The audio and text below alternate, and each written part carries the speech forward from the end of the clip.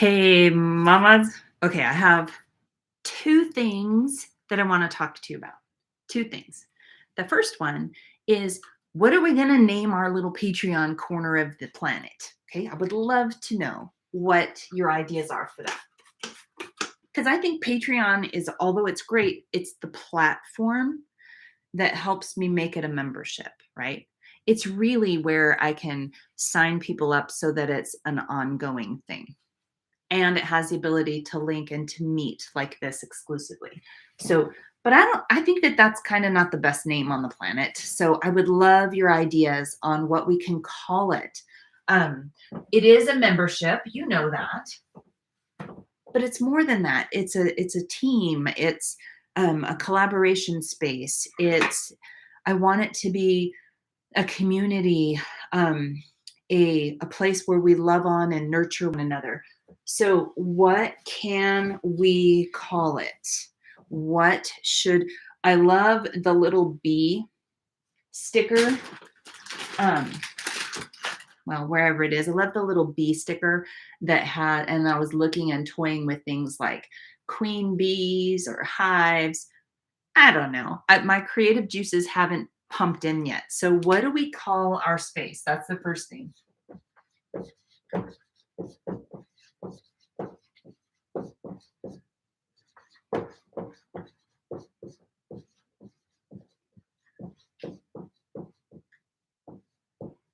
Because I want to be able to share with more moms. I got an email, I got a message, I think, from a mom this morning. And this right here is why I do what I do. Because um, she said, thank you so much. Whenever I feel like I need to give up because I'm not doing enough, I watch you and I get encouraged again.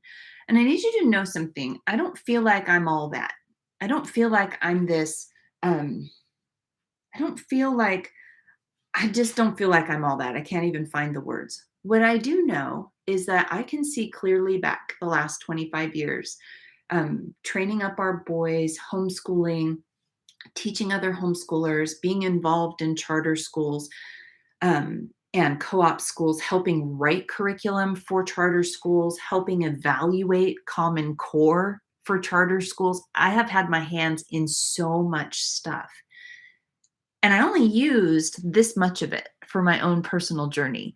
So why would the Lord allowed me? One of the charter schools that we were involved in had this massive curriculum room, and they gave us something like $500 a month for each kid, or a quarter or a year or something. It was a boatload of money.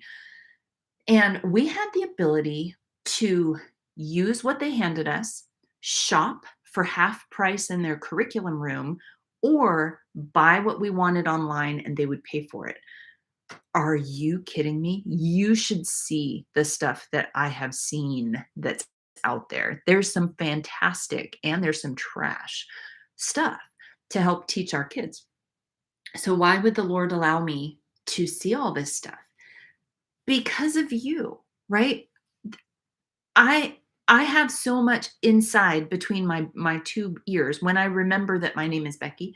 I have so much resources, so many resources that I can share with you that I can't not share it. It's my master passion, because when a mom is frustrated and she doesn't know what to do, and she doesn't know that it's okay if her kid doesn't read yet, if they're still counting on their fingers, if they don't know whether or not the Boston Tea Party happened before the Civil War. Like they feel like failures. It's like, oh no, you're not a failure. I'm here to encourage you, because I've been that mom that worried about kids not reading until they were 10, or not walking until they were 2, or walking when they were 6.5 months. Yes, I had one of those. So much teaching a kid to drive while simultaneously potty training another kid. Having a kid, so much information. So, what do we call it though? Like, this is not just, it's not just a membership. It has to have a little bit of money backing to it because it has to be self-sustaining. My kids are rowers. I can't take from the food budget in order to do all this stuff online. So it has to have some kind of financial investment because you and I know that if it's free, we don't use it. So that's why there's a cost behind it. Plus, it helps fund all this stuff. So, what do we call our little space? That's the first thing. I want you to take a piece of paper out and I want you to we call it brain dumping. Brain dump, I don't know, 50 ideas, 100 ideas, 2 ideas, as many as you can think of what we should call it. It needs to say something that it's for us, but it's something that we join. So I don't know what that is. So I would love your creative juices there. The next thing is I'm excited about something else that I'm going to be giving you guys. So the next, we'll just draw a picture because in the comments below, I would love to know if you feel like you've gotten your couple dollars worth of resources from this little corner of the internet. I don't want to overwhelm you. I don't want to flood you, which is super hard when you're somebody like me that machine gun creates. It's really easy to like send you with a little cup to go get a drink under Niagara Falls. I don't want to do that. I want you to feel like you're getting enough from me that you feel encouraged and strengthened in your journey, but that you're not overwhelmed like, well, Becky, I'm just trying to get dinner on the table. I'm just trying to get them to write a sentence. I understand that. So in this gift, I'm thinking once a month, but here's my big idea, and I would love to bounce this off. What do you guys think? What if you were a brand new homeschooler? I wonder if I can show you my ironing board. Oh, I can. Okay. What if you were a brand new homeschooler and you received something like this in the mail, where it was a sample kit of types of projects that you can do with your kid? That's my oldest son. Isn't he cute? He's like almost 30 now, but isn't that cute? Here's my other son, Micah, when he was like, I don't know, 10, 12. What if you got a kit like this in the mail? And inside the kit, it had ideas that told you, okay, here's a project that you can do. Then maybe it has a little piece of paper with a QR code that you zap, which brings you to a video that explains how you would put together the project and then how you can lay whatever it is you are teaching on top of this. What do you think? I think I would have sold, I don't know, my sofa or my TV for something like this. I think I took the time to actually create these things so that because I wanted to pull my kids in. I wanted to give them a display like this and say, okay. And Micah, who is my second oldest, I did this the most with him, which is funny when you look back at your homeschool journey, you will find that you do more things with one of your kids than you do with the others. And it's just funny the way the Lord works that out with their personalities and their passions and what you're going to do. So by the time Micah was in like seventh, eighth grade, he was getting bored with school. And I was getting close to not sending him to high school, but once we were still at a charter school when he went to high school, I had not gotten brave enough to homeschool high school yet. I waited until Isaac, Sam, and Stephen were in high school before I touched high school homeschooling because I was a little freaked out by it, but it worked out just fine. So with Micah, he was getting bored. And I thought, okay, what we're doing is not working. Turn the page, do the lesson is not working. Turn the page, do the lesson, it's not working. So I gave him a buffet of projects. I'm like, okay, bud, here are some things that you're going to be studying. Like he did a spinner like this. I couldn't find it. It's somewhere deep in my garage, but it's a spinner that we did he did out of construction paper, 2 circles, and it had a pie cut into 8 or 9 different sections for when he studied world religions. And so each one of the pie spaces were microscopic writing as he studied and learned about Christianity and Judaism and Islam and all the Hindu and all the things. And the beauty of working in a confined space was that he really had to be purposeful with the words that he was putting in the space. When it was all said and done, it was this beautiful spinning wheel of not ideas, but what he had learned. And he could take that spinner because he had massaged it for so long. He could tell you everything that was on that wheel. It was beautiful. He also made, he took his writing and his stories, and I couldn't put my hands on it. I wanted to so bad, but it's deep in the Gurkle grass. It's down there. If you like the Lorax, it's deep in the Gurkle grass. He made a pop-up book. And so it was pull and slide and pop up. It was gorgeous. And so we worked on how do you make a pop-up book. And then he added what he was learning on top of that.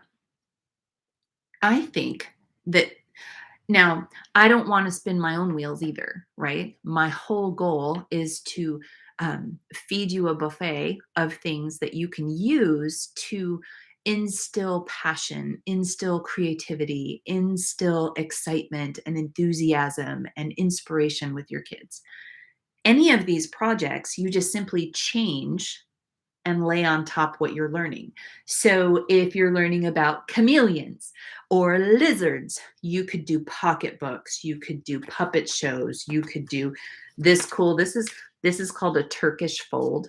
You don't need my video, you can always Google it, but I love these because you create this cool fold that it's flat, but when you open it up, it does this pop-up fold. And if you could imagine that this one is about chameleons and this one is about flamingos, you can glue them together and you can create a cardstock cover. And then you have this book that opens like this. You've got whichever one I said the blue was, that one. And then you open up to the yellow and then you would do that one. So what do you guys think? Do you think, now I'm going to be delivering you this kind of stuff. So if you were to pause this video and pull out your QR code reader, you'll see that I already created, I didn't turn my phone the right way, but I already created the video for how you create this fold on there. And then it has instructions here on this piece of paper where you choose your end project. So say your kids say, I want to make a Turkish foldable for my lesson in chameleons. So you do that. Then you take a square piece of paper and together with a pencil, you would write things like, okay, how are we going to map this out? Let me actually draw it big on the board. So how would you map it out?